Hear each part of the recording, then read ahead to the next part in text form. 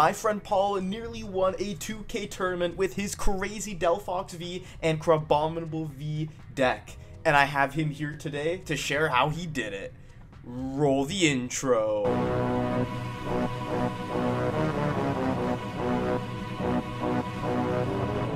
What is going on, everybody? Hitmonchanning here, back again with another Pokemon trading card game video. Today I am here with my friend Paul for a very much requested interview about his crazy spicy deck that has Delphox V and Crabominable V and a bunch of super awesome and wacky cards that he used to almost take down a 2K tournament. So, Paul, I'll pass it to you. Hello everybody, I'm Paul. I've been playing the game that long, but I'm glad I'm finally built something that's like unique enough because I felt like this format was sort of stale, so I decided to like try something new, you know. It worked so far, you know. Yeah, and I think that you really did, like, what's it called? You know, you kind of had the right idea with like how you kind of went about building the deck, and you know, it covers the weaknesses that it has in itself, right? And it seems, at least to me, consistent enough where that you can play your tech cards, whatever, but they'll work out for you all the time instead of just, you know, mystically whiffing it one time to cost you the game. Yeah, totally. The deck is like surprisingly it works, you know. It doesn't seem like on paper, it doesn't seem like it works, but somehow it works, you know? Yeah, cool, because you have a lot of those one-offs, right? And then, you know, you wouldn't think, like, you got, you know, the Articuno, you got the Kyogre, you got the Greninja, you got, you know, the Delphox, the Crab, and you'd think that with so many one-offs, even in terms of stadiums, that are very necessary for certain matchups, you'd think it would kind of get lost in the sauce a little bit there, but it doesn't seem to. So, you know, I'm very happy to see you succeed with this deck. It's super cool. Yeah, it's been like it's what, like, yeah, especially playing so many one-ups. It seems like, because like the deck is like 1 2 3 4 5 6 7 8 9 10 11 12 13, like almost like 16 one-ups basically, and like every single card is sort of essential to the deck. But the whole reason why playing so many one-ups is fine is because you just draw so many cards that eventually you'll see, right? Yeah. That's the whole. That's the thing, yeah. So why don't you just take us through the deck really quick here? Take us through the list and kind of your mentality behind each card inclusion. Yeah, sure. So basically the point of the deck is just draw cards. You know, that's basically the point of every single deck, to draw cards. And I felt like so your draw engines in the current standard is Comfy, like the Lost Zone engine, basically Comfy, Chorus, everything like that. Mew Genesect, but that's its own separate deck. And then the Kirlia engine. Now, Kirlia is usually paired with Gardevoir just because it's such a powerful engine, but Kirlia by itself can just draw cards by itself. It's very similar to Zoroark GX back when, because they just draw so many cards. And the good thing about Zoroark GX was that like you can attack with the Zoroark GX. But the problem with Kirlia is that you don't have that good of an attacker. But with the Shining Arcana, the Gardevoir from the Chilling Reign, it can power up really anything. I think a lot of people haven't read that. I mean, during the 2K, so many people looked at the card and it's like, it's any energy? What? I had no clue, because it's been paired with Gardevoir EX the entire time. Nobody knew it's any energy. Yeah, exactly. And so originally I saw the list from Jake Gearhart pre-rotation. It was playing sort of like the Gardevoir engine playing Kyogre, and it's very similar to the list. And I played something similar, which was Palkia with Gardevoir. Same deck as they have Palkia to power up your Pokemon and everything. But the problem with Palkia is that even though you're taking prize cards faster, you're also giving up prize cards faster. And that's the big thing with the deck, is the deck just needs time to draw an entire deck so you can Kyogre. And even though Palkia is very powerful, it gives it prize cards faster. So I decided to go for sort of a single prize type deck, obviously a couple of V Pokemon here and there. So yeah, the main draw engine is 4 Growls, 4 Kirlia, and 3 Gardevoir. Staple in the deck, you cannot cut those. You can maybe cut a Gardevoir, but not recommended, because if you prize one Gardevoir and you can only have one Gardevoir down, which is horrible. 2 Gardevoir at the minimum is needed. Kyogre is your big finisher, the deck that can't really work without Kyogre. Same thing with Greninja and Manaphy. Those cards are pretty much essential because Greninja is your draw engine as well, and it's such a powerful attack from the deck. Manaphy protects your Kirlias, everything makes sense. Other than that, so you have the Articuno, which is really good at paralyzing for double energy. You can Raihan to it. It's really good at just giving you time for the deck, because that's what the deck needs, just time. Pyukumuku is really good as just a level ball option once you've gone down all of your Rouses and Curlias, and if you have extra level balls, or you have an Irida, you can Irida or level ball for Pyukumuku and just draw an extra card. Sometimes those cards are really big. I remember I had a game once where I had a dead hand, and I just Pyukumuku, and that was VIP pass, so it's pretty good. Now for the two other V Pokemon, Crabominable and Delphox. So Crabominable is the problem with the deck is that what Palkia was good at was just doing a lot of damage, which is really good because combined with Greninja and Palkia can one-shot really anything. But the problem with the deck, if you cut Palkia, you don't have that one-shot ability, basically.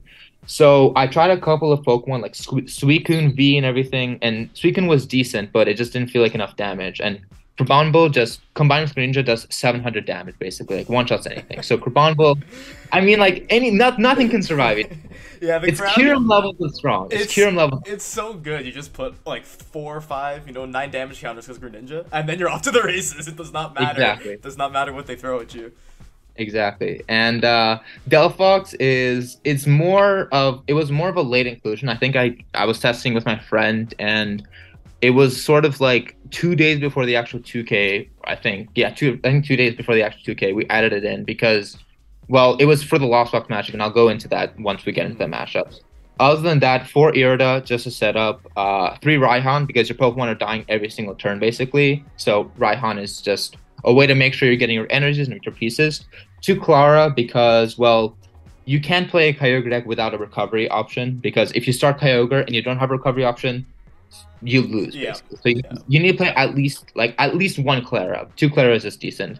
4 VIP Pass, 4 Level Ball, 4 Cross Switcher, just your setup options, and 4 Cross Switcher is really good, like Guzma, basically.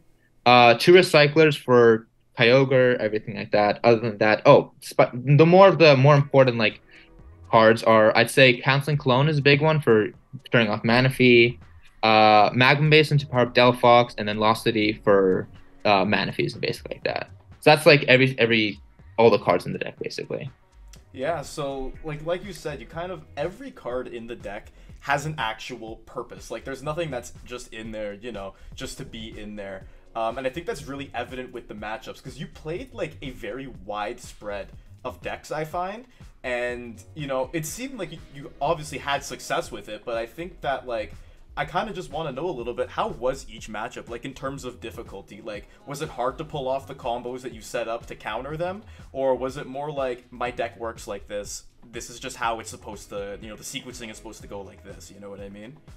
Well, yeah, I played against, because it was originally it was supposed to be best of 3, then it was changed to best of 1, which was, it maybe worked out in my favor just because of, like, the surprise factor, but, either way, because you're drawing so many cards that you'll get your combo pieces. Obviously, your 1-ups could be prized, and those are tough. I remember I've had multiple games where either my Lostity was prized or my Cologne was prized, and I have to go a different game plan. But there was nothing really, there was nothing that was super difficult with the matchups because I felt like the deck had answers for everything, and it had a very clear game plan. What I liked about the deck is that it's not a linear game plan against any single deck. There's at least, at minimum, 2 different lines against every single deck that you can go with.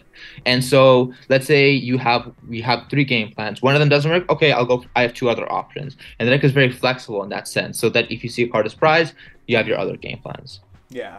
And I think that's kind of where the strength lies. So let's kind of just go through every matchup. Your first game, I think, was against Mew, right?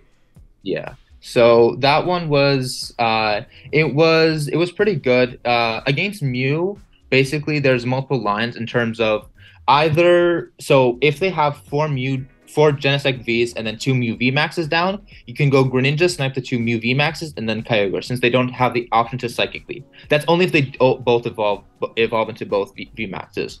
You can Greninja both of them and then Kyogre. If they have, pretty much you want to either Greninja both Mews and then Crabominable it if it's still available, or Kyogre in the late game. Now, what happened in that game was I had sort of a slow setup. I went first, and I didn't have VIP Pass in hand, so I just had to level ball and everything like that. And so eventually I hit 90 onto two Mews, and he kept Psychic Leaping me, which was really good from him. He he brought up a Curlia and then Psychic Leaped it, and I didn't have like that much of an option. But he basically bossed up my Carbonville to kill it when I benched it, and then he whiffed Knockout basically because he didn't find the Mew VMAX because he prized 2 Ultra Balls, so he just couldn't find the Mew VMAX and passed. And so because both Mew VMAX were damaged, I was able to pull off Delphox, attack Basin, attack for turn, got an Edge from Arcana, and I knocked out both Mew VMAXs, and then game was pretty much over. Like he just couldn't set up the game after that. Yeah. So like Mew is I'd say one of the more easier matchups if they don't know what's going on. Yeah, exactly. And I think that's like, the element of surprise is really so strong, which, makes me more curious, if anything, how this deck would perform had we actually seen it in a best of 3 format, right? Like from the whole tournament best of 3, each matchup being a best of 3, I'm curious to see how it would have done, but I think that there's enough surprise and enough like ambiguity when you're playing that it shouldn't really make that much of a difference, because you can throw down Delphox and they don't know what Delphox does, but that just makes them think, what else does he have? You know what I mean? What else is he cooking in the deck? So yeah. I think that, it probably would have gone similarly had it been best of 3, but anyways, that's just me, speculating. I do want to move on to Lost Box, because I think that's one that a lot of people are really curious about, and I think that's where Delphox V really does come into play, right? Yeah, so Lost Box was like the main matchup that I felt sort of uncomfortable with. This is the reason why I added in Delphox, was because originally the list was playing just Greninja and the Lost City and Cologne and everything, that like playing a few like more consistent cards. But when I played it, is that your goal basically is to take surprise cards. You either go Greninja, Cross Ultra, Cologne, KO Manaphy, and something else, and then take 2, and then Greninja again for 2 prize cards, and then Kyogre. So that's 6 prize cards. But the problem is, what I didn't account for was they lost on your own Greninja. And if they lost on your Greninja, there's nothing in the deck that can take 2 prize cards easily enough. So when I was just looking at I was just browsing looking at cards, everything like that, and I saw Delphox. And Delphox is pretty much the exact same thing as Amazing Rare Raikou, which is basically the same thing as Greninja, where it takes you a prize card. Exactly. So this deck really performs against one Manaphy, like Lost Box decks playing 1 Manaphy, because if they play 2 Manaphy, the deck doesn't really function that well, because you lost on 1 Manaphy, they bench it down right away, and that's pretty much. I luckily didn't encounter any double Manaphys, but I feel like double Manaphy will become more popular because of Lost Kyogre becoming popular. This deck might become popular. I mean, I hope so. And like, yeah, and so like there's. This deck, luckily, two Manaphy wasn't popular at all enough. So pretty much you go Greninja, Cross Ultra, Cologne, KO the Manaphy, and you'll draw into all your pieces. If you don't have some of them, so for example, if your Cologne is prize, you can go for Articuno, Cross Ultra KO the Manaphy with Articuno. Just take 1 prize card, and your game plan is a little bit slower. But if you have all pieces in the deck, you go Greninja, Cross Ultra, Cologne, KO. Then you go Delphox, Magma Basin, Raihan, attach return. That's what's really nice about the Magma Basin, is that you're not reliant on getting an energy from Arcana. Is that Magma Basin guarantees you that the 3rd energy. So you go pretty much Delphox and then Kyogre late game, since they don't have any Manaphy down. When I did play against round 2, it was funny because I was like drawing the deck. He's like, "Oh yeah, I know what you're playing, Gardevoir," and I just guarded water, and she's like, "I have no clue what you're playing here. I've lost." And I pretty much did the game plan of going for. I was pretty much set up. I went for Greninja, then Delphox, and he went for Aqua Storm. But he went for Aqua Storm, and he had 2 cards left in deck. Clara for Carbonville, mill the 2 cards. That's what's really nice about Carbonville as well, is that it mills. If your opponent draws too many cards and they don't know about Carbonville, you just finish out the game. So that matchup was pretty easy, just because even if I didn't use Carbonville, I still had all the pieces for Kyogre in late game. Right. Yeah, and I think that part of people not having like card knowledge on the obscure cards also really helps. It helps you out, right? Because like you said, with Crabominable, you can just bring that back, drop it, and they're like, "Oh, Destroyer Punch, that's not going to do anything to me." And then you use the first attack and you mill 2, and it's kind of it comes out of the blue, right? So I think that's kind of what I really like about this deck, is it gives cards that, had a little bit of like fringe playability, had a little bit of kind of hope. They were used here and there, and I think they come into a really crucial role in the deck. Whereas it's like, yeah, my game plan against this matchup is to use this card, which many people won't even consider, which I think is super cool. And now round 3, you went up against Guardy Mewtwo V Union, right? Yeah, this one was pretty easy. He didn't have Manaphy, so I just Greninja sniped his.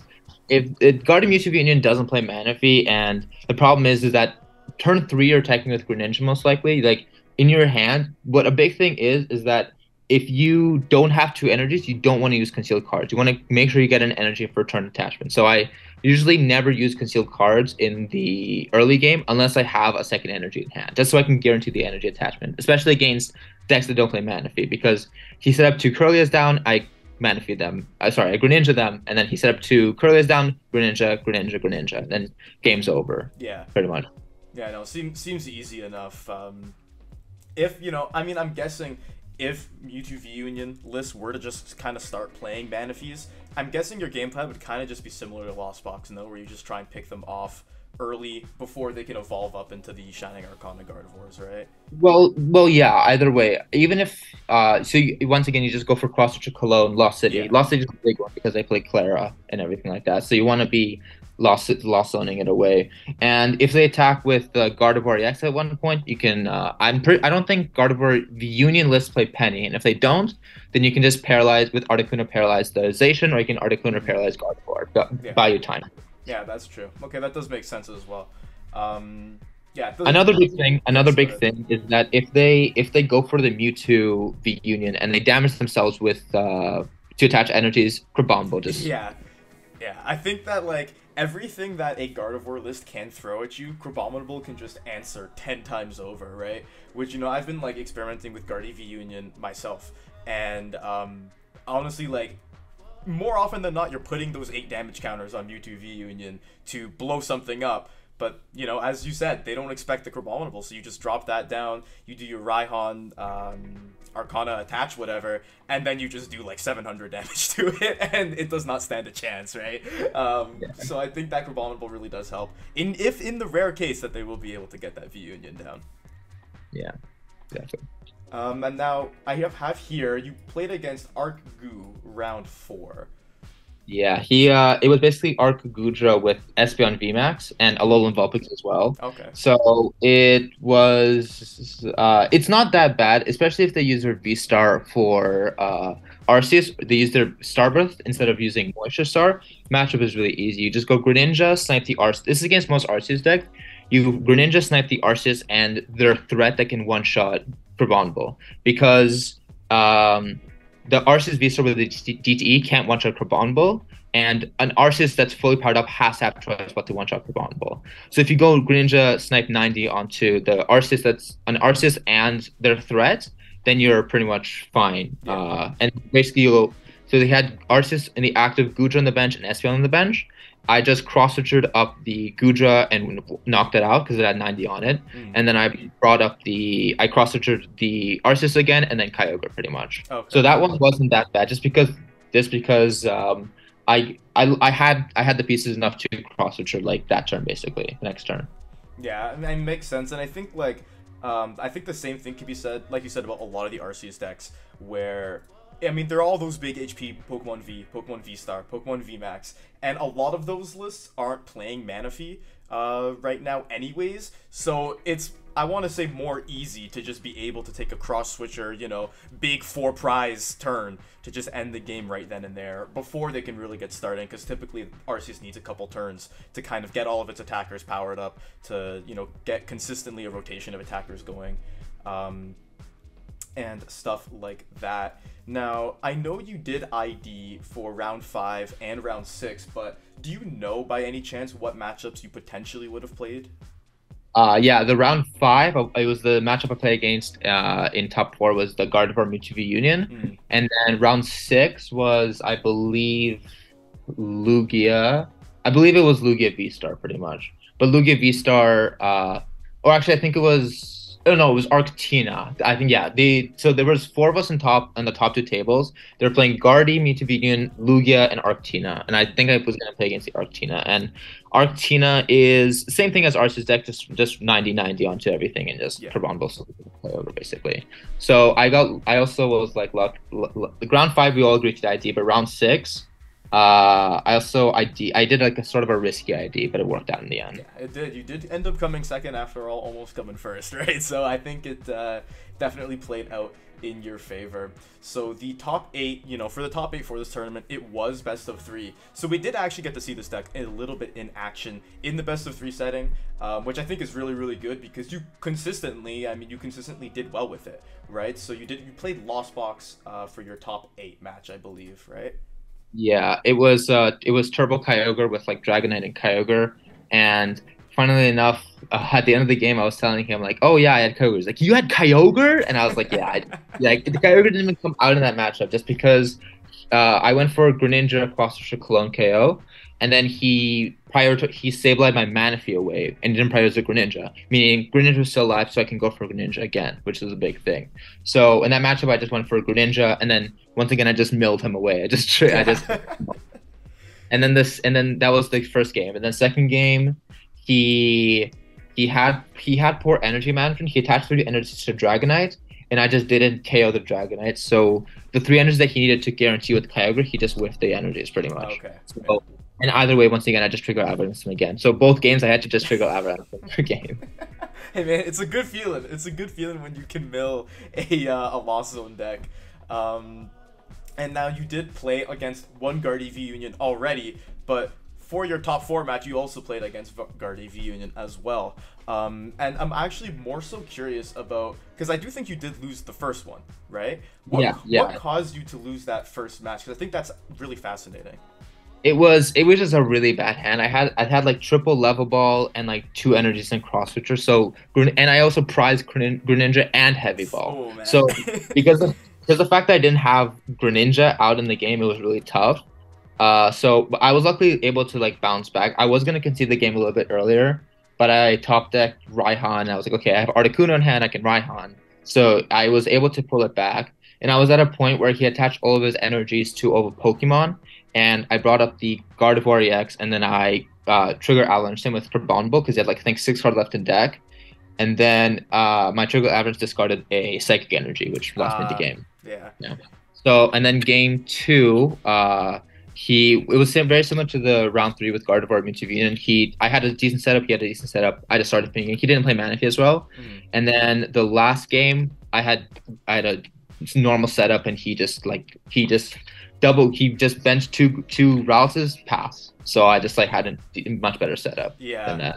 Yeah, it definitely makes sense because those the Guardy V Union list, I think the ones you were playing against probably did play the Clef Keys, right? I'm guessing that they did. So I mean, Manaphy wouldn't even have helped them in that situation, if they have that Clef Key in the active. All the basic abilities are gone, so Manaphy is just kind of a pointless inclusion there, which definitely does work out in your case. And now the final match is Arctina Pika. So Arceus VSTAR, Giratina VSTAR, Flying Pikachu VMAX.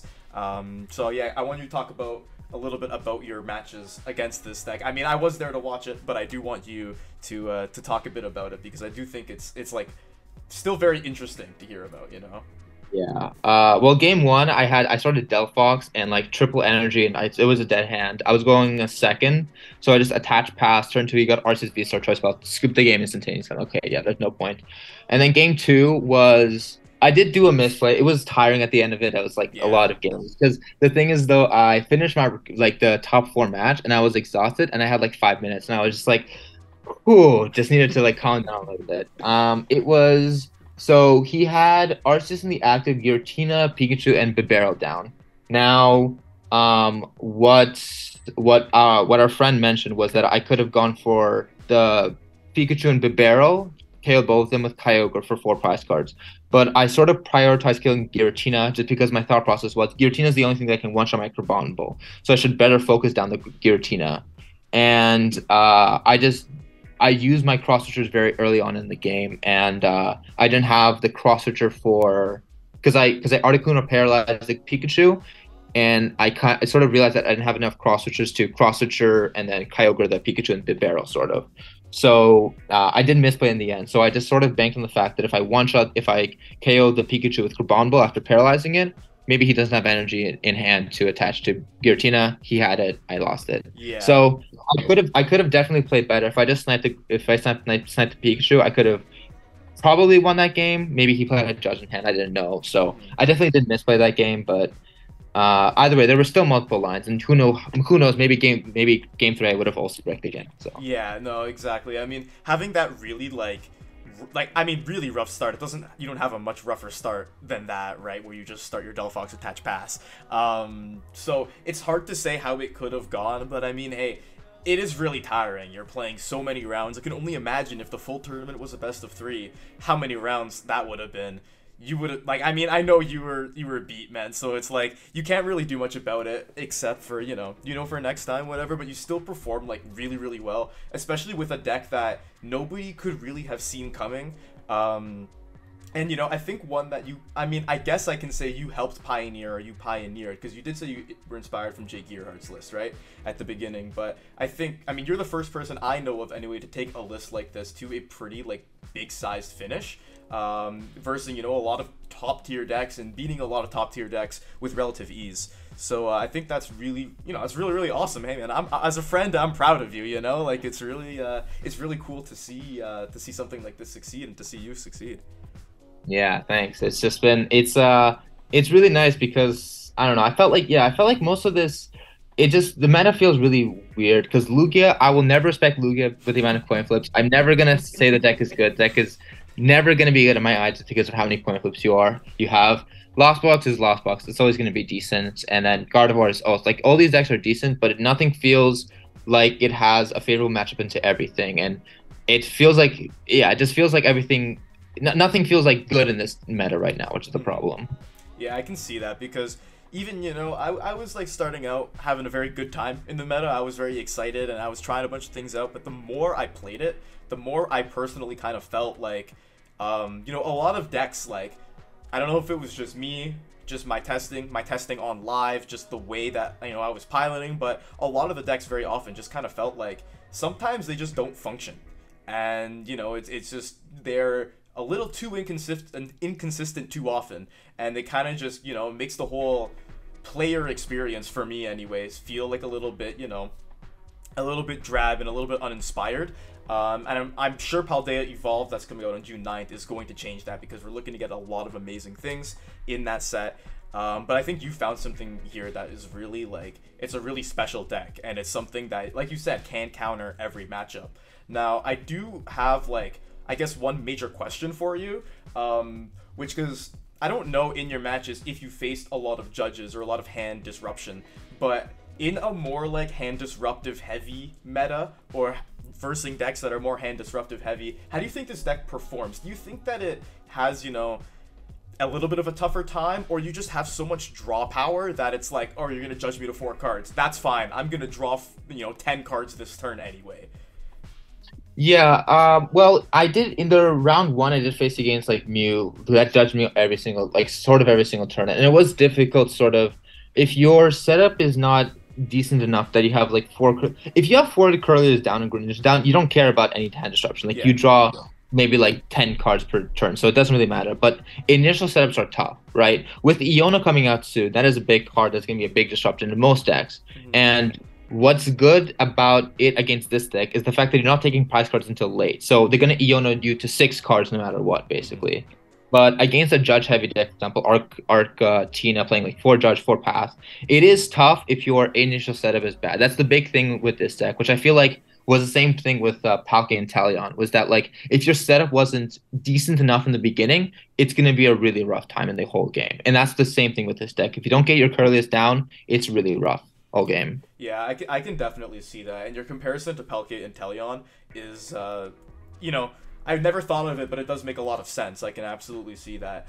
But, even with Iono putting the cards at the bottom of the deck instead of shuffling the back end, do you think that really plays into anything? Or at the same time, it's like, I'm just going to draw through my whole deck anyway, man. Doesn't really matter if you put the cards that I have to the bottom, Yeah, I mean, you are gonna be usually you're gonna be like searching deck for like level ball and Irida and Energy. So there are a lot of cards to like sort of shuffle back your deck and everything like that. But yeah, usually like you're gonna draw into your pieces usually, and then if you wanna get rid of all of them, you're not gonna draw into those pieces again, at least for a while until you start shuffling your deck.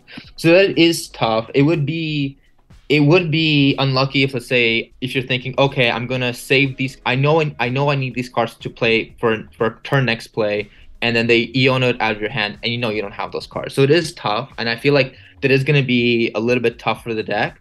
But I mean, there are ways to counter Eono. Milotic, Evolving Skies, come on, we got there are a couple of options that we have currently. Even switching cups, there's a couple of options to help you make sure that you're not going to lose. If hand shuffling will become a big problem for the deck, Milotic, it's two cards. Make sure you don't get hand shuffled or anything like that.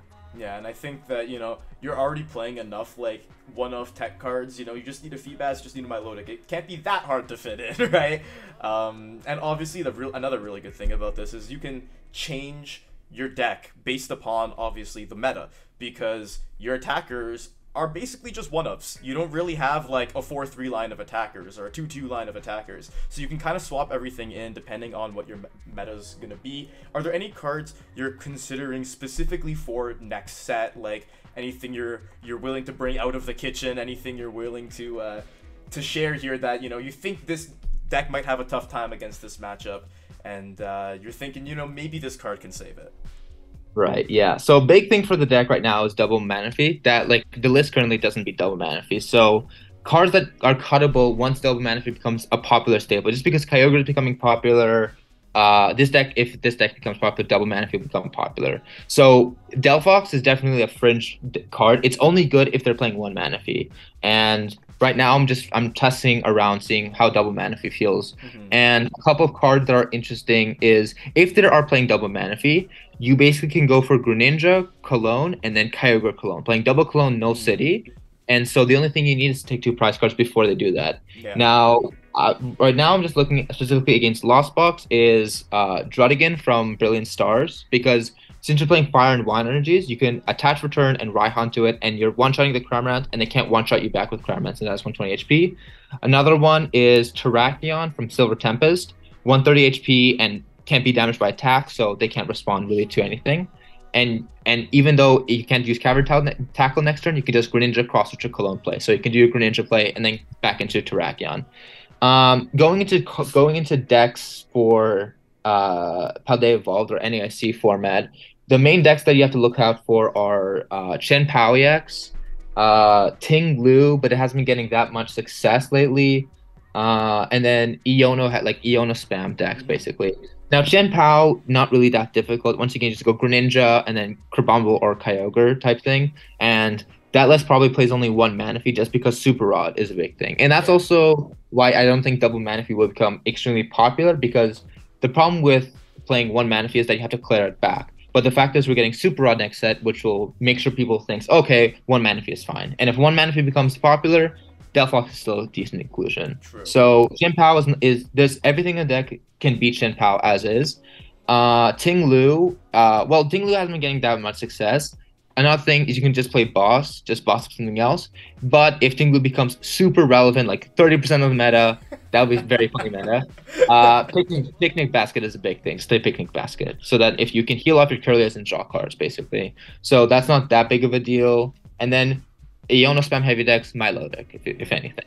Yeah, so I think like there are enough cards that exist even right now, like not even that we're gonna be getting in the future, just cards that exist right now that are gonna be able to counter a lot of these decks that people are like suspecting to be very strong, which definitely really helps this deck a lot. And I think like this deck definitely has a future in the meta, I think, with the right pilot, such as yourself, because like someone like me who doesn't really know this deck inside and out, doesn't know all three avenues against the gameplay, it'll be harder for me to pick it up, even though I'm absolutely gonna try it. But I think once you know your 60, once you know what to do, I think this deck really has the potential to like beat anything, and that's not an exaggeration. Like I'm not saying that for hype, or I'm not saying that for the sake of me putting it on a thumbnail. I'm saying like genuinely, I think this deck has the potential to beat anything the meta can throw at it, which is why it is so cool.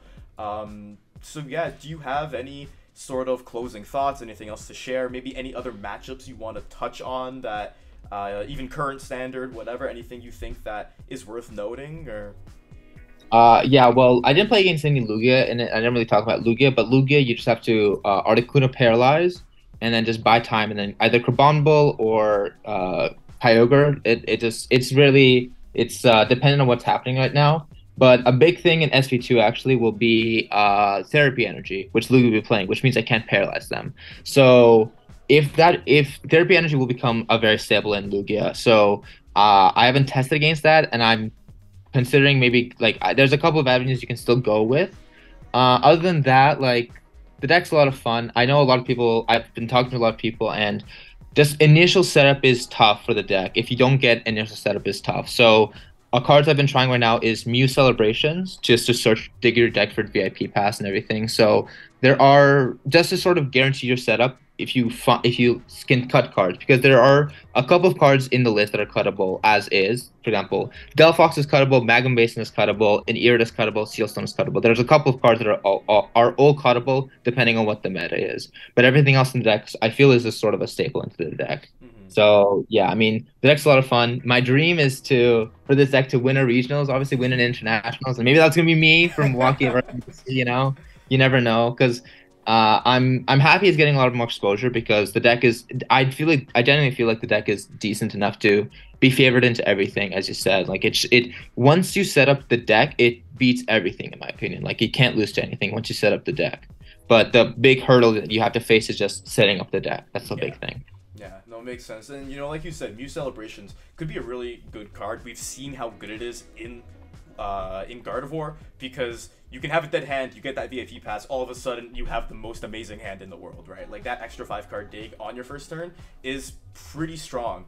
So I can definitely see that working in here, but as you said, that is all dependent on the meta, depending on how you feel you're getting set up, and all stuff like that. So yeah, I want to thank you so much for your time. Thank you for doing this video with me. I know people were really like looking forward to it, and looking forward to hearing your thoughts about the deck, hearing what you have to say about what you played, how you played it, and everything like that. So yeah, I really, thank you very much for taking the time to join me today. Thank you for the interview. I mean, I can't believe I'm famous enough to get an interview now. Come on. Hey man, we're going up together. That's it. We're going up together, up the ranks. So yeah, thank you, Paul. Thank you everybody at home for watching the video. It means a lot to me. I'm gonna, hopefully Paul wins a lot more events and wins a lot more regionals, so we can have him on more often. He can talk about his crazy concoctions in the kitchen. And I'm gonna maybe do some more interview style content in the future. If you like this style of content, or tabletop, or other gameplay videos, I do all Pokemon TCG on this channel. So please subscribe down below and click that notification bell so you never miss out on an upload. And comment down below, what do you think of this deck? What are your personal takes on it? Because I'm sure myself and Paul want to know. I will be looking through the comments just to see what everybody's saying, what everybody's thinking. And yeah, just thank you all so much for watching. Hitmonchanting out.